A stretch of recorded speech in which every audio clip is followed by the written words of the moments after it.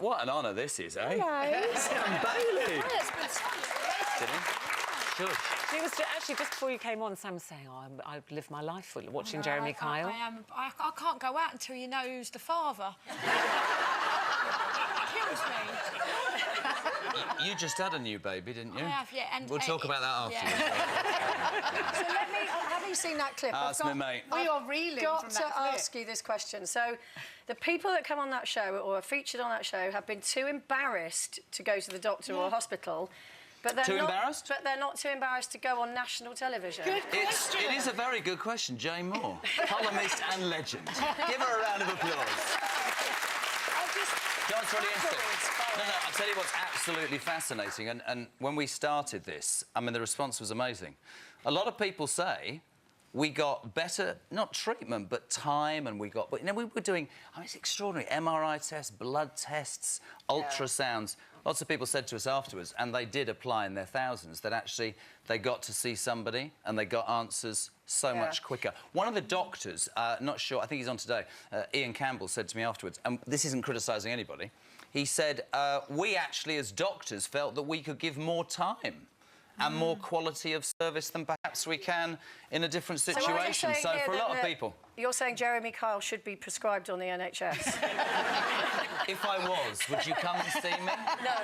Why not, Jane Moore? We're mates. What's the I'm not matter getting with the you? bits out on telly. Really? No. You'd never get your bits out. On a serious note, though. You looked a little bit like you were going to giggle in there. Did I? And I think you did in that I clip. could keep a straight face. Yeah. Really. Can you imagine, though, in all seriousness, there is a light-hearted... I mean, you're lying there, and this lady had serious problems, right? And we were able to give a great diagnosis and some real practical help. Would it be your... Look up, and there's Jeremy Kyle going... Oh, why not? Well, she had her legs up in the air. I was at the right end. Do you think that this programme is going to help people at home that are probably too frightened to go to the doctors? Good question. You might have seen the very first one, and I thought this was symptomatic of the reason behind doing it. There was a guy with a lump in his neck. You've got to tell me what happened to him, because I had to leave and this before the end. 5 years, this had gone from the size of a spot to that. Yeah. Hadn't gone to the doctors. Terrified. I've advised Mrs. Bang, go. Didn't go. Came and did it. It's the old thing, though, isn't it? Why do people... And what was it? What was the... Was it a cyst? It was... No, it was a cyst and it was fine, but he'd left it for 5 years and said but nothing. that is such a man thing as well. Sorry to brush all men with this. Oh, here we go. No, I'll stick up for you, Eamon, don't worry. No, look at the women nodding. Isn't it a man thing? I watched that show, and his wife had been badgering him for years, not just weeks and months, years. She had. Well, my husband always wants me to diagnose him. You know, take my pulse, do this, do Men are that. hypochondriacs, though, aren't they?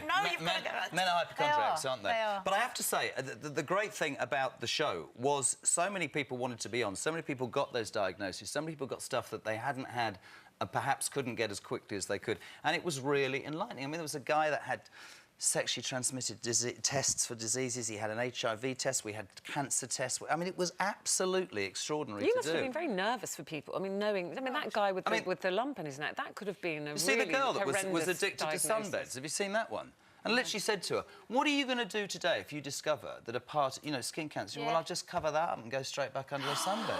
But that's a psychological disorder, isn't it? Well, yeah. Do you then also refer her, because I know you do on the Jeremy Kyle show, which I think we're just about to talk about. Which is your favourite programme, isn't it? I do, I love it. I love it. She does. Who doesn't? Yeah. It's compelling television. I like your dress, Maury. It's great. So Emergency Room is every weekday at 2 o'clock on ITV if you haven't seen it. Jane there mentioned, obviously, the Jeremy Kyle show. 10 years anniversary next month, is it?